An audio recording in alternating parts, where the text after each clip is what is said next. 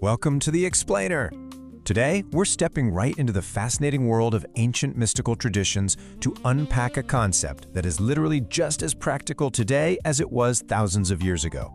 We are exploring Elemiah. It's an ancient mechanism designed for a highly specific type of survival.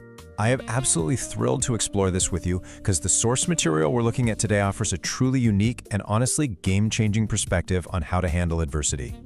Let's get right into it. Okay, let's dive into this. Have you ever found yourself in a situation where simply standing your ground just isn't an option?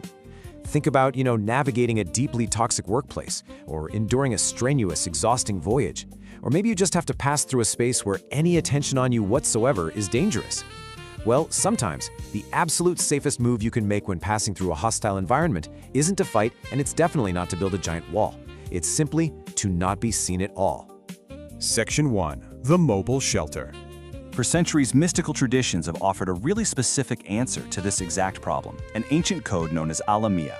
Let's look at the historical attributes laid out in the texts. Elemiah, which is spelled Ayin, Lamed, Mem in Hebrew, translates to hidden God. Its numerical value, its gematria, is 141, and it's associated with Quetzar, the highest sphere in the Kabbalistic tree of life. But here's the absolute crucial point, its primary function. The texts make it very clear that this is not a code for armor, it is a code for absolute concealment. It's literally the hidden shelter. And this brilliantly illustrates the nuance in these ancient systems. The texts actually pair Elemiah with another name, Citile. Now, Citile is the fortress you build in place, right? It's the heavily armored, stationary stronghold. But you can't exactly carry a brick fortress with you on a long, dangerous road. So Elemiah is the mobile sanctuary.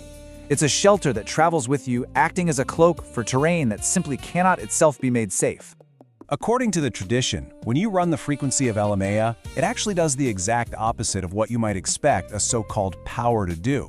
It doesn't strengthen or amplify your visible presence at all. Instead, it actively lowers your energetic profile. By making you quieter in the field, you become significantly harder to target and track. The person looking for trouble, they just pass right over you. The danger literally loses its fix on your location. Section 2. The Ancient Mechanics. So how exactly did the ancient texts claim this whole thing worked? Well, the source material points us directly to the foundational texts. The three specific Hebrew letters of this code, Ayin, Lamed, and Mem, they aren't random. Historically, they're drawn directly from the fourth positions of the famous Red Sea verses in the ancient texts. Think about that for a second. These were real sea crossings, real physical dangers, and these letters were extracted to form a very specific operational route. Now notice the linguistic double meaning here, because it's fascinating. Those three letters form the root OLM. In Hebrew, this root can be read as olam, meaning world, eternity, or forever. But it can also be read as ne'elam, which means hidden, concealed, or out of sight. Jewish mystical thought brilliantly treats these two definitions as the exact same concept. The logic is so profound. Whatever is truly eternal is, by its very nature, hidden. The deepest reality doesn't announce itself, right? It operates completely underneath the visible layer. The tradition anchors this name to a specific verse, Psalm 6:5. Return, O Lord, deliver my soul, O save me for thy mercy's sake. Notice the tone here. This isn't some loud, triumphant rescue with trumpets blaring. Not at all. It describes a quiet, unnoticed deliverance. It's the intensely personal plea of someone who needs to be carried out of a dangerous place without drawing a single eye. Let's move to and see how this builds. Section 3. When to seek cover. Now, you might not be dodging literal pirates on the Mediterranean today, but the need for this unseen cover, it's highly relevant to our daily lives. The source outlines several really relatable modern scenarios where turning to this name is specifically recommended. We're talking about difficult physical travel, or long drives in terrible conditions. It's for deflecting the attention of hostile people without having to confront them. It's for navigating toxic workplaces where just being less visible makes your day so much easier. It's also perfect for seasons of rebuilding that require quiet, or when anxiety just has you feeling completely overexposed to the world. There is one particular application highlighted in the text that I find absolutely fascinating. Elemiah is the code for the person who has been performing for way too long. If you're trapped in a highly visible persona, always on, always being witnessed, you desperately need a period of absolute privacy to do your inner work. The self needs a shelter where it isn't being watched, so that the parts of you that cannot grow in full view can finally flourish. Section 4. The activation protocol. Let's slow things down here for a moment and really settle into this. The source texts outline a very clear, structured 5-step activation sequence. It's a progression purposefully designed to slowly take you completely off the radar. The steps are: sit in private, receive the letters, sound the name, enter the field, and finally, seal the code. Let's walk through these, step by step, exactly as the tradition prescribes.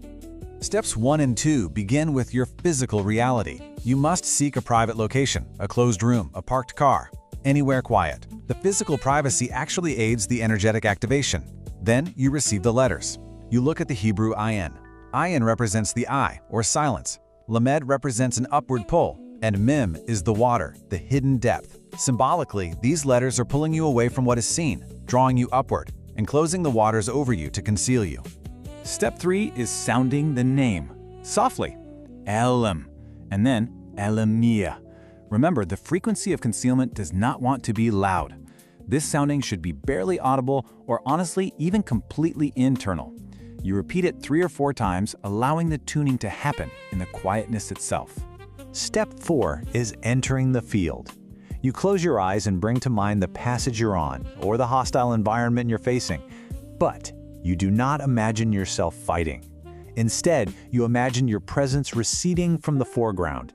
You soften your energetic signal. You visualize yourself becoming completely, utterly unavailable to the adversaries or the trouble that's been looking for you. Finally, step 5 is sealing the code. When the activation feels complete, you speak the psalm anchor. Return, O Lord, deliver my soul. O save me for thy mercy's sake. Then you perform a physical motion, drawing both hands up and lightly over the top of your head, as if you're pulling a heavy, invisible hood forward, letting your hands rest against your face for just a breath. The code is sealed. You are undercover. All right, bringing our energy back up now. Field note. Let's look at the practical reality of utilizing the system. The source gives us a crucial reality check right here. Elemiah's work is quiet by definition. You are not going to get an epic, dramatic survival story out of this code. You won't have a tale of glorious, victorious combat to tell your friends. The success of Elmia is noticed entirely through the absence of trouble. It's the difficult person whose attention just kind of drifts away. It's the journey that went surprisingly, almost suspiciously smoothly. You just get the immense relief of a completely uneventful crossing. As we wrap up this explainer, I want to leave you with a thought to really turn over in your mind. We all have battles and we all have armor. But considering the incredible power of the mobile shelter we've just explored, what part of yourself needs the shelter of the unseen to finally grow? Take that question with you today. Thank you so much for exploring with me, and keep exploring the unseen layers of your world.